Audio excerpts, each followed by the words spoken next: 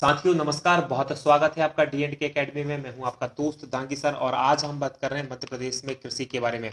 मध्य प्रदेश में जो कृषि है ये टॉपिक काफी लंबा है, इसलिए मैंने इसको दो पार्ट में डिवाइड किया है। तो ये पहला पार्ट है मध्य प्रदेश में कृषि फर्स्ट, इसके बाद आएगा मध्य प्रदेश में कृषि सेकंड। ये ऑनलाइन क्लासेस का हमारा 8वां वीडियो है, तो बहुत ध्यान से इस पूरे वीडियो को देखें और निवेदन है कि अंत तक इन वीडियोस को देखें। इससे पहले भी यदि आपने वीडियोस नहीं देखे तो उनको पूरा देखें। होता है ये कई बार यूट्यूब ऐसी जगह है जहां पर आपको बहुत सारी जानकारी मिलती, तो आप इधर से उधर जाते रहते हैं, तो जो चीजें आपको मिलना चाहिए वो अच्छे से नहीं मिल पाती। इसलिए प्लीज इसे पूरा आप देखें। इसीलिए हमने काफी छोटे 15 मिनट या 20 मिनट तक के वीडियो बनाते हैं, उससे बड़े वीडियो बनाते ही नहीं है। यदि आपको ये वीडियो पसंद आए तो लाइक करें, कमेंट करें और चैनल को सब्सक्राइब करें। ये पूरी तरह से फ्री है और यदि आप चैनल को सब्सक्राइब करते हैं तो आपको हमारी वीडियोस आपके होम पेज पे मिल जाएंगे। आपको उन्हें ढूंढने के लिए बहुत ज्यादा परेशान नहीं होना पड़ेगा और साथ में नए वीडियो जो है आपको उसका नोटिफिकेशन मिल जाएगा। साथ में हमारे चैनल को शेयर जरूर करें। शेयर करने के लिए, सब्सक्राइब करने के लिए आप कंप्यूटर से यदि देख रहे हैं तो नीचे की तरफ शेयर सब्सक्राइब का बटन है, उसके नीचे शेयर का बटन है। यदि आप मोबाइल पर देखते हैं तो यहाँ पर आप देख पाएंगे कि ये सब्सक्राइब का बटन है और ये शेयर का बटन है। जैसे अपने फेसबुक, व्हाट्सएप, जहां भी आप हो सके शेयर करें, ये आपका कंट्रीब्यूशन होगा हमारे लिए।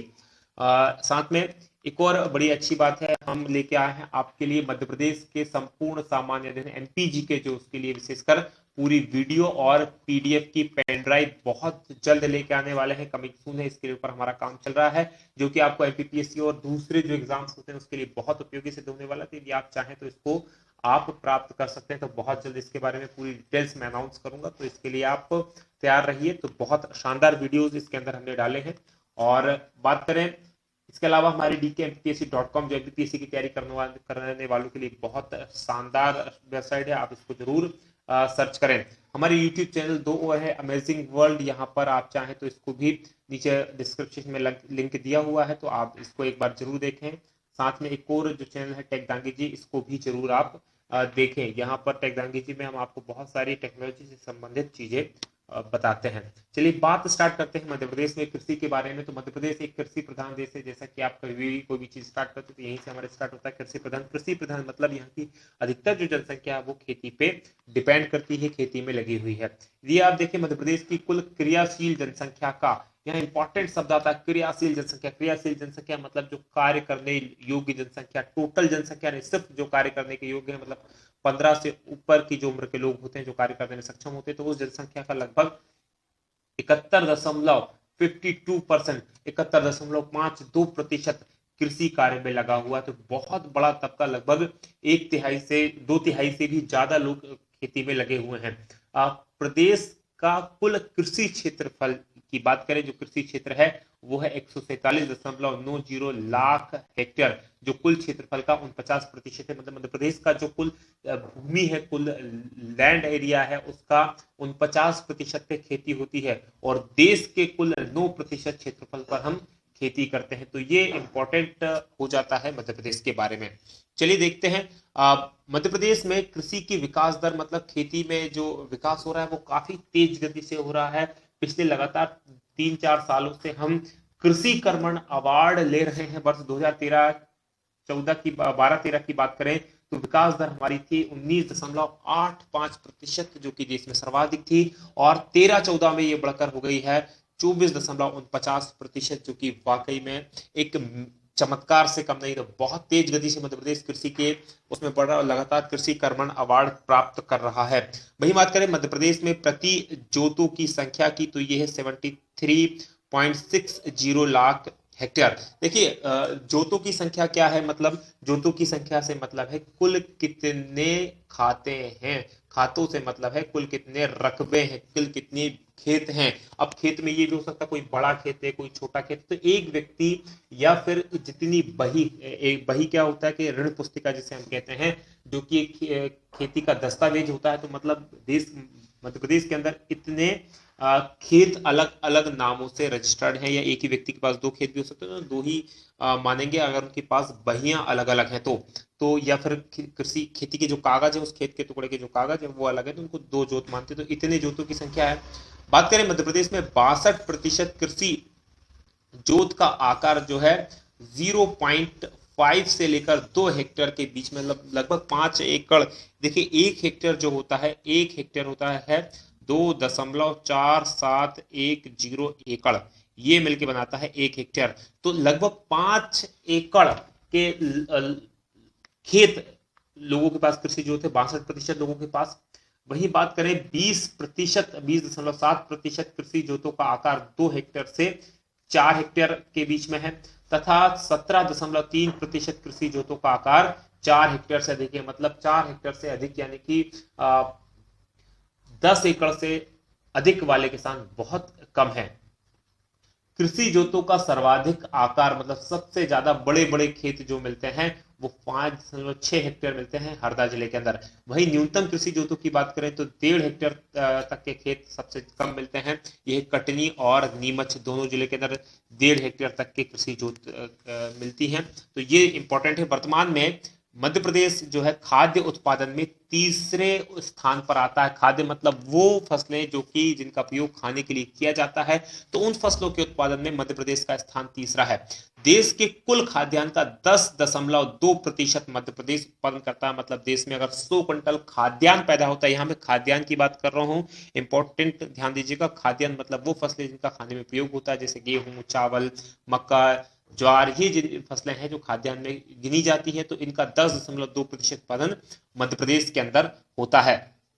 मध्य प्रदेश में सर्वाधिक सोयाबीन उत्पादित करने वाले राज्यों में यहां देश का 62% सोयाबीन उत्पादित किया जाता है। तो इसके कारण इसका नाम क्या है, सोया प्रदेश की संज्ञा भी या सोयाबीन प्रदेश भी मध्य प्रदेश को कहा जाता है।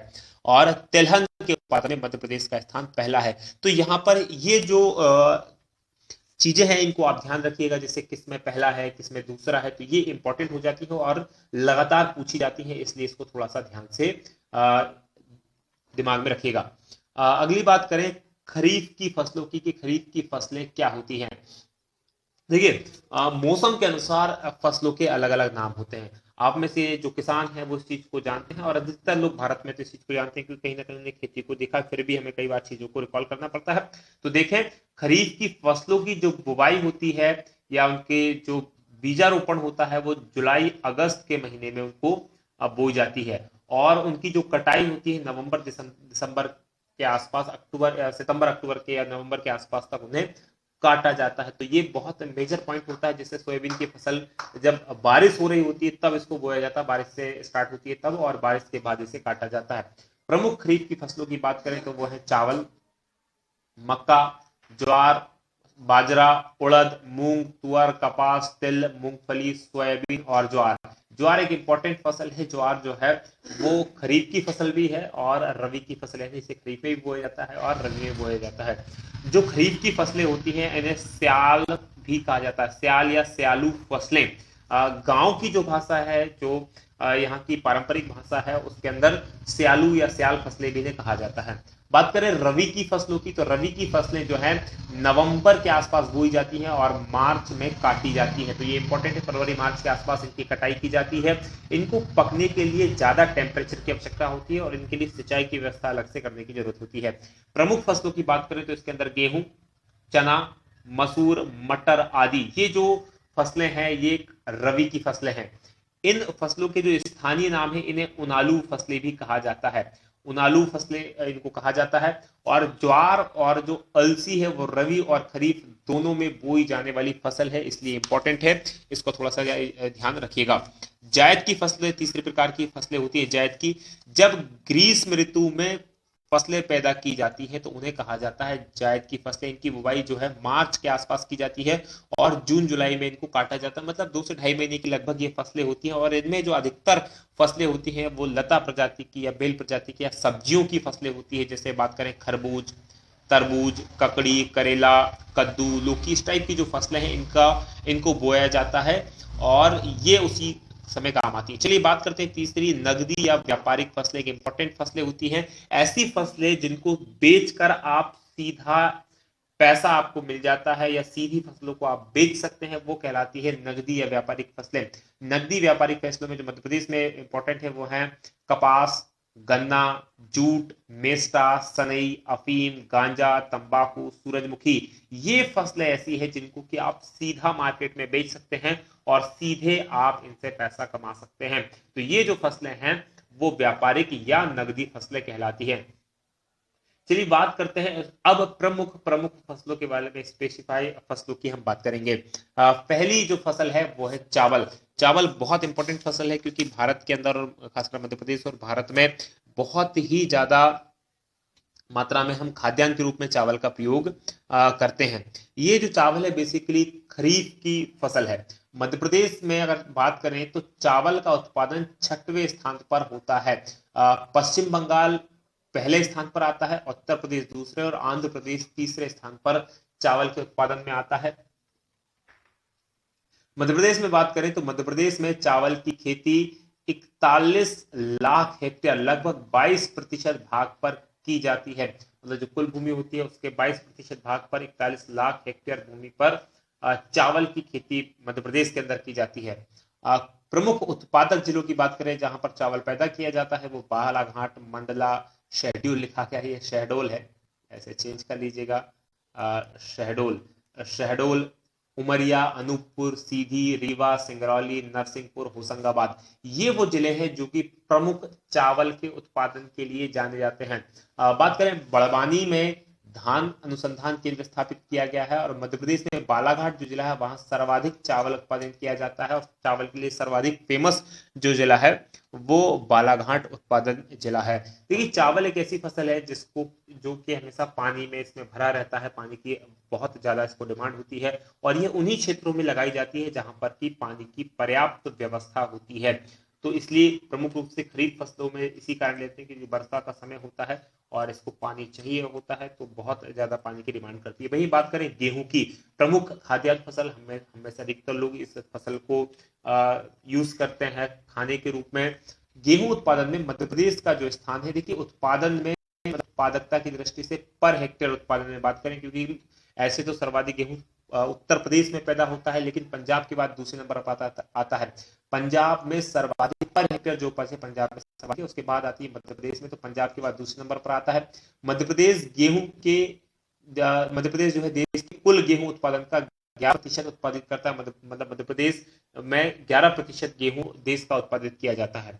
जो मालवा क्षेत्र है मध्य प्रदेश का गेहूं उत्पादन के मामले में बहुत ही प्रसिद्ध क्षेत्र है क्योंकि ये जो जगह है यहाँ पर गेहूं सर्वाधिक पैदा किया जाता है, इसलिए इस क्षेत्र को गेहूं की डलिया भी कहा जाता है। यहाँ पर देखिए मित्रों, मैंने इसके उत्पादन से संबंधित आपको बहुत ज्यादा आंकड़े नहीं दिए क्योंकि तो वो बहुत याद भी नहीं होते और उनको दिमाग में रखना काफी मुश्किल भरा होता है। इतनी सारी फसलें हैं तो मैं इनको बहुत ज्यादा आपको डाटा ना देके कौन से चॉइस चीजें दी हो जो आपके काम की है वही चीजों को मैंने देने का प्रयोग किया, देने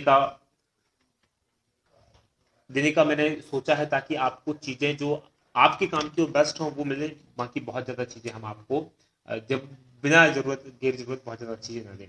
तो प्रमुख गेहूं उत्पादक जिलों की बात करें तो उसमें है होशंगाबाद बहुत इंपॉर्टेंट, सबसे ज्यादा जहां पैदा होता है, हरदा, सीहोर, विदिशा, देवास, रतलाम, मंदसौर, इंदौर, झाबुआ, जबलपुर, गुना, भोपाल, सागर, निमाड़, ग्वालियर, सतना, रीवा। इनमें से अधिकतर जो जिले आप देखेंगे मालवा रीजन क्षेत्र में पड़ते हैं, मालवा के क्षेत्र में पड़ते हैं। यदि आप नहीं जानते मालवा का क्षेत्र क्या तो उसके लिए आप हमारा वीडियो जरूर देखें, मध्य प्रदेश का भौतिक विभाजन, जिसके अंदर बताया कि कौन सा क्षेत्र कहाँ पड़ता है। तो ये मालवा का क्षेत्र है जहां पर ये सर्वाधिक जगह पड़ती है। सीहोर की बात करें तो सीहोर है सरबती गेहूं के लिए पूरे देश में प्रसिद्ध है और मेरे लिए खुशकिस्मती की बात है कि मैं सीहोर का ही रहने वाला हूं। तो बहुत इंपॉर्टेंट एक फसल है सरबती। सरबती गेहूं की जो रोटियां हैं बहुत शानदार बनती हैं और पूरे देश में ये गेहूं प्रसिद्ध है सीहोर के सरबती गेहूं के नाम से। आपने कई बार एड्स जो विज्ञापन होते हैं इसमें इसका नाम सुना होगा। मध्य प्रदेश में सोयाबीन के बाद गेहूं सर्वाधिक पैदा की जाने वाली फसल है। मतलब गेहूं ऐसी फसल है जो सोयाबीन के बाद सर्वाधिक पैदा की जाती है। मध्य प्रदेश में प्रति हेक्टेयर गेहूं उत्पादन 2073 किलोग्राम होता है जो कि पंजाब के बाद दूसरे स्थान पर आता है। ये जो फसल है गेहूं जो राज्य के प्रमुख सिंचित फसलों में आती है क्योंकि इसको सिंचाई की आवश्यकता होती है और कुल सिंचित जो क्षेत्र है राज्य का उसके अंदर 50% क्षेत्र गेहूं के अंतर्गत आता है।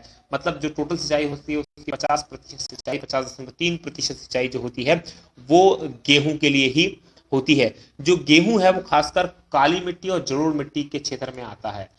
काली मिट्टी और जलोढ़ मिट्टी ये दो मिट्टियों के टाइप हैं। मध्य प्रदेश की जो मिट्टियां पड़ी थी हमने उसमें पढ़ा था, तो ये यहाँ पर आता है। खासकर जो नर्मदा घाटी है गेहूं के लिए बहुत फेमस है, नर्मदा घाटी और मालवा पठार, ये यहाँ पर गेहूं का बहुत ज्यादा संकेंद्रण यानी कि सबसे ज्यादा यहाँ पर गेहूं पैदा किया जाता है, तो बहुत इंपॉर्टेंट हो जाता है। चलिए बात करते हैं अगली फसलों की। तो अगली है ज्वार। बहुत इंपॉर्टेंट ये फसल है ज्वार।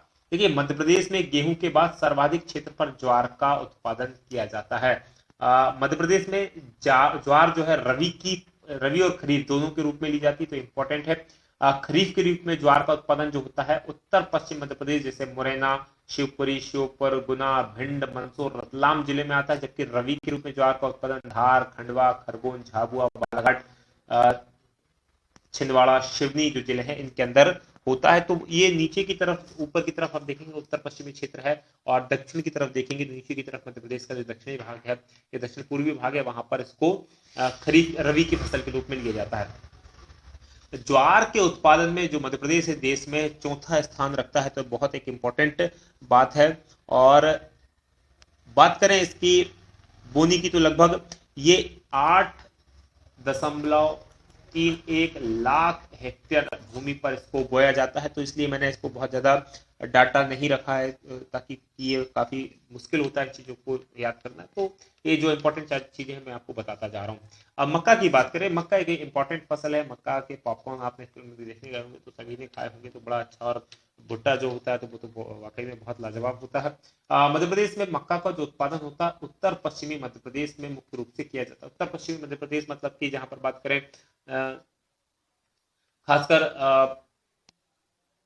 उत्तर पश्चिमी मध्य प्रदेश को देखें तो आपको ग्वालियर, भिंड, मुरैना वो वाला जो क्षेत्र है उसमें किया जाता है। और इसके अलावा जो क्षेत्र है वो है झाबुआ, पश्चिमी मध्य प्रदेश में आता है। छिंदवाड़ा, धार, रतलाम, मंदसौर, शाजापुर और राजगढ़, ये जो जगह है यहाँ पर मक्का का उत्पादन किया जाता है। मक्का एक प्रमुख खाद्यान्न फसल है जिसका उपयोग जानवरों के चारे के रूप में यानी चरी जिसे कहा जाता है उसके रूप में भी मक्का का प्रयोग किया जाता है। मक्का एक ऐसी फसल है जो कम उपजाऊ और उबड़ खाबड़ भूमि पर भी पैदा की जा सकती है, इसलिए इसको काफी पैदा किया जाता है। और मक्का के बारे में एक और फैक्ट है, मक्का उत्पादन के लिए अमेरिका विश्व फेमस है। और जब हम अमेरिका की बात कर रहे थे तब हम बात कर रहे थे यूएसए की। तो यूएसए जो है संयुक्त राज्य अमेरिका, ये मक्का के उत्पादन के लिए विश्व प्रसिद्ध है। सब सर्वाधिक जो मक्का का उत्पादन होता है वो यूएसए में होता है विश्व के अंदर। तो भारत के अंदर भी एक प्रमुख फसल के रूप में इसे उगाया जाता है। अगली फसलों की बात करें तो चना एक इंपॉर्टेंट फसल है, दलहनी फसल है, मतलब इसकी दाल बनती है।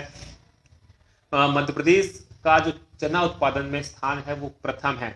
चना उत्पादन में मध्य प्रदेश प्रथम है, तिलहन उत्पादन में मध्य प्रदेश प्रथम है। मतलब ऐसी चीजें जिनसे भजिए बनते हैं मध्य प्रदेश में काफी अच्छी मात्रा में पहले उसमें हो जाता है। तो मैं थोड़ा सा एक ये मेमोनिक है, आप इसे याद कर सकते हैं। तो क्योंकि चना दाल या बेसन जो होता है भजी बनाने के लिए यूज होता है, और तेल की जरूरत होती है उसको तलने के लिए, तो मध्य प्रदेश जो है इन दोनों मामलों में पहले स्थान पर आता है।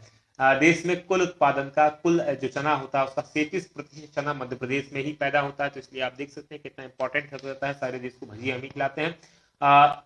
उज्जैन इसका प्रमुख जिला है। उज्जैन, होशंगाबाद, हरदा, मंदसौर, नीमच, विदिशा, झाबुआ, देवास, रतलाम, जबलपुर, नरसिंहपुर, ग्वालियर, भिंड, मुरैना, सीहोर, रायसेन और टीकमगढ़, ये जो जिले हैं चना उत्पादन के लिए बहुत ही फेमस है। और सर्वाधिक चना उत्पादन के लिए कोई जिला फेमस है तो वो है विदिशा। बहुत ही इंपॉर्टेंट जगह है विदिशा, जो कि प्रमुख फेमस है। इसके रकबे की बात करें तो लगभग 30 लाख हेक्टेयर पर चने का उत्पादन किया जाता है। 30 लाख हेक्टेयर पर चना बोया जाता है और 30 लाख मेट्रिक टन ही इसका उत्पादन होता है। तो काफी अच्छी फसल है। उसके बाद करें सोयाबीन, मध्य प्रदेश तो इस चीज के लिए बड़ा फेमस है, सोयाबीन और सोया स्टेट के नाम से जाना जाता है। तो मध्य प्रदेश में सर्वाधिक सोयाबीन उत्पादन करने वाला राज्य है, जो कि 59% सोयाबीन पैदा करता है। इसी कारण मध्य प्रदेश को क्या कहते हैं, सोया प्रदेश भी कहा जाता है, सोयाबीन प्रदेश भी हम कहते हैं। यह मध्य प्रदेश के पश्चिमी जिलों सिवनी, छिंदवाड़ा, इंदौर, धार, उज्जैन, देवास, शाजापुर, सीहोर, नरसिंहपुर, रतलाम, भोपाल, गुना, होशंगाबाद, हरदा, रायसेन, विदिशा आदि जिलों में होता है। मध्य प्रदेश में सर्वाधिक सोयाबीन जो होता है उज्जैन जिले में होता है। बहुत इंपॉर्टेंट है उज्जैन जिला मध्य प्रदेश में सोयाबीन की दृष्टि से। खासकर जो मालवा का क्षेत्र है पूरा के पूरा सोयाबीन के लिए बहुत ही इंपॉर्टेंट है। इंदौर के अंदर जो है इससे संबंधित राष्ट्रीय अनुसंधान केंद्र स्थापित किया गया है। एशिया का जो सबसे बड़ा सोयाबीन संयंत्र है वो उज्जैन में है। उज्जैन के अंदर सबसे बड़ा कारखाना है सोयाबीन का मध्य प्रदेश में। एक इंपॉर्टेंट ये फैक्ट हो जाता है। अगली बात करें अरहर की, तो अरहर एक इंपॉर्टेंट दलहनी फसल है। मध्य प्रदेश में अरहर उत्पादन में भी देश में प्रथम स्थान है। मतलब दालों में तो हम नंबर 1 है ही सही, तो नो डाउट हम बहुत अच्छे लोग हैं जो दालें देश को, पूरे देश को दालें हम ही खिलाते हैं। अरहर जो है एक प्रमुख दलहनी फसल है जिसकी बुआई जो होती है जुलाई में होती है और मार्च अप्रैल में काटी जाती है। काफी लंबी अवधि की ये फसल है। मार्च अप्रैल में काटी जाती है तो काफी लंबे समय तक, पूरे लगभग 1 साल का जो सीजन होता है पूरा, उसमें ये लगी रहती है। अरहर जो है प्रमुख उत्पादक जिले की बात करें तो वो है नरसिंहपुर, होशंगाबाद, हरदा, सागर, दमोह, बैतूल, भिंड, धार, ग्वालियर, उज्जैन, निमाड़। निमाड़ में 2 जिले आते हैं बेसिकली, आप खंडवा और खरगोन। खंडवा और खरगोन जिले हैं वो निमाड़ के अंदर आते हैं। तो और देवास, इंदौर, खंडवा, रायसेन, रीवा, सतना, सीधी, सिंगरौली, शहडोल, अनूपपुर, उमरिया, मतलब लगभग लगभग पूरा मध्य प्रदेश है इसके अंदर। यहाँ पर ये पैदा की जाती है। सर्वाधिक अरहर का जो उत्पादन किया जाता है वो होता है नरसिंहपुर जिले के अंदर। तो बहुत इंपॉर्टेंट है। सरसों की बात करें, सरसों सभी जानते हैं, मक्की की रोटी जो सरसों का साग सबने नाम सुना होगा, और फिल्मों में खासकर काफी अच्छे सीन सरसों के खेतों के हम देख सकते हैं और बड़ी शानदार फसल होती है सरसों। सरसों जो है रबी की फसल है। सरसों मुख्य रूप से मुरैना, शिवपुरी और श्योपुर जिले, ये जो जिले हैं यहाँ पर प्रमुख रूप से पैदा की जाती है। और सरसों के उत्पादन में मध्य प्रदेश जो है 4थे स्थान पर है और मध्य प्रदेश का मुरैना जिला सर्वाधिक सरसों उत्पादित करता है। और ये जो क्षेत्र है यहाँ पर खासकर ग्वालियर जो रीजन है वहां पर ऑयल जो यूज किया जाता है खाना पकाने के लिए, विशेषकर वो सरसों का ऑयल ही यूज किया जाता है। जबकि जो नीचे का बाकी जगह क्षेत्र है वहां पर सोयाबीन का ऑयल यूज किया जाता है सरसों बनाने, खाना बनाने के लिए। तो बड़े फेमस है क्योंकि ये जो क्षेत्र है सरसों के मामले में काफी ज्यादा उत्पादन करता है। कपास की बात करें, कपास को सफेद सोना भी कहा जाता है मित्रों, सफेद सोना, क्योंकि इसी से कपड़े बनते हैं और काफी अच्छी इसकी पैसा मिल जाता है, इसलिए इसे सफेद सोना कहा जाता है। प्रमुख नकदी फसल है और कपास उत्पादन में देश में 5वां स्थान है मध्य प्रदेश का। प्रमुख उत्पादन जिलों की बात करें तो खंडवा, खरगोन, बड़वानी, धार, देवास, इंदौर, बक्सर, नीमच और बुरहानपुर। खासकर खंडवा, खरगोन, बड़वानी, बुरहानपुर ये जो निमाड़ क्षेत्र के आते हैं, तो निमाड़ इसके लिए बहुत फेमस है कपास उत्पादन के लिए। कपास उत्पादन के लिए जिस मिट्टी की जरूरत होती है वो काली मिट्टी की जरूरत होती है। काली मिट्टी को इसी कारण रेगल मिट्टी या कपास की मिट्टी भी कहा जाता है। तो बहुत इंपॉर्टेंट हो जाता है कपास के बारे में आपके लिए जानकारी होना। अगली बात करें हम तो वो है मूंगफली। आप सभी लोगों ने खाई होगी, बड़ी शानदार, जिसे देसी बादाम भी हम कह देते हैं। तो यह जो है खरीफ की फसल है और इसे पकने में 3 से 4 महीने लगते हैं। प्रमुख उत्पादक जिले हैं मंदसौर, नीमच, खरगोन और धार। यहाँ पर मूंगफली पैदा की जाती है। गन्ना, गन्ना एक प्रमुख व्यापारिक फसल है जिसको तैयार होने 9 से 14 माह का समय लगता है, लगभग 1 साल के लगभग इसको समय लगता है। और जब ठंड के अंदर गन्ना आता है दीपावली के बाद जब पकता है और उसकी जो पेराई होकर उसका गुड़ बनता है, तो गरम गुड़ खाने का अपना ही मजा होता है। बहुत शानदार इसका गुड़ बनता है। मध्य प्रदेश में बालाघाट, उज्जैन, सीहोर, ग्वालियर, निमाड़, शाजापुर, रतलाम, नरसिंहपुर जिले में गन्ने का उत्पादन होता है। यहाँ पर एक मुझे बड़ी इंपॉर्टेंट है क्योंकि मैं सीहोर का रहने वाला हूँ। सीहोर में हमारे यहाँ एक, आप सबने पढ़ा होगा, जब भी आप एमपी को पढ़ेंगे तो आप पढ़ेंगे कि BSI करके भोपाल शुगर मिल या शुगर मिल है मध्य प्रदेश में सीहोर के अंदर। तो मैं आपको क्लियरिफाई कर देना चाहता हूँ कि जब काफी समय से लगभग 10, 15, 20 साल हो गए इसको पूरी तरह से खंडर हो चुके हैं ये मिल, और किताबों में आज भी हम इसको पढ़ रहे हैं कि सीहोर के अंदर गन्ने का उत्पादन होता है। और मैं भी आपको पढ़ा रहा हूँ सीहोर के अंदर गन्ने का उत्पादन, क्योंकि किताबों में ऑफिशियली यही दिया है, लेकिन एक्चुअल में यहाँ पर गन्ना की जो मिल है पूरी तरह से खत्म हो चुकी है और उसका कोई यूज नहीं हो रहा। अलसी की बात करें तो अलसी उत्पादन में मध्य प्रदेश का जो स्थान है, प्रथम स्थान है। देश की कुल अलसी का 38% मध्य प्रदेश में उत्पादित होता है। तो अलसी उत्पादन में प्रमुख जगह है। सनई एक और फेमस फसल है। सनई वो है जिससे कि रस्सी बनती है, या आपने सुतली देखी हुई, सुतली के नाम से जिसे जानते हैं, वो इसी से बनती है। तो सनई एक रेशेदार फसल है जो मध्य प्रदेश के श्योपुर, मंडला, छिंदवाड़ा, सीधी, सिंगरौली, रीवा, निमाड़, होशंगाबाद, बैतूल जिलों में इसका उत्पादन किया जाता है। बात करें मेस्टा, मेस्टा भी एक और रेशेदार सनई की तरह ही रेशेदार फसल है। तो आप में से कई लोग होंगे जिन्हें मेस्टा का नाम पहली बार सुना होगा। तो मेस्टा रेशेदार फसल है बेसिकली, जिससे सनई होती है, जिसकी रस्सी बनती है। ये गुना, भिंड, शिवपुरी, राजगढ़ और रीवा, दीवा नहीं है यहाँ पर, ये रीवा जिला है, रीवा जिले में ये पैदा की जाती है और यहाँ पर इसका उत्पादन होता है। अफीम की बात करें तो अफीम, इससे एल्केलाइड प्राप्त होता है। एल्केलाइड एक नशीला पदार्थ होता है जो दवाई के निर्माण में काम आता है। और मध्य प्रदेश में अफीम उत्पादक जिले हैं, खासकर इंपॉर्टेंट है मंदसौर, उसके बाद नीमच। तो मंदसौर ज्यादा इंपॉर्टेंट है क्योंकि अफीम उत्पादन में सबसे ज्यादा पूछा जाता है। तो मंदसौर भगवान पशुपतिनाथ की नगरी जो है मंदसौर, वो अफीम उत्पादन के लिए बहुत फेमस है। गांजा की बात करें तो इसमें भी नशीला एल्कलाइड होता है जिसका यूज की दवाइयों के निर्माण में होता है।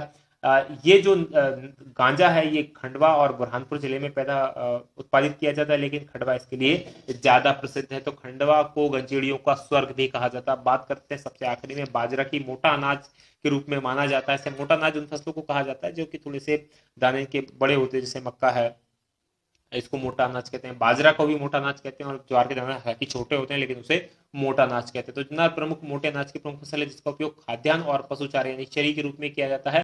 और मध्य प्रदेश में अब ये काफी क्षेत्रीय वितरण में, मतलब लगभग पूरे मध्य प्रदेश में ये उगाई जाती है। खासकर जो पूर्वी क्षेत्र है, जो लाल पीली मिट्टी का जो बेल्ट है, उसके अंदर ये प्रमुख रूप से उगाई जाती है। तो आज का ये जो वीडियो है हमारा यही समाप्त होता है। Thank you very much. आप देख रहे थे डीएनके एकेडमी, नंबर 1 चैनल है जो कि जीके के मामले में बहुत तेज गति से हम पढ़ रहे हैं। लगभग 5,000 सब्सक्राइबर हमारे होने वाले हैं बहुत कम समय के अंदर, लेकिन उम्मीद है कि बहुत तेज गति से हम चल रहे हैं। बहुत जल्दी संभवतः इस महीने या अगले महीने हम 10,000 और फिर 1 लाख को भी छुएंगे। आप लोगों को इसी तरह से प्यार मिलता रहा।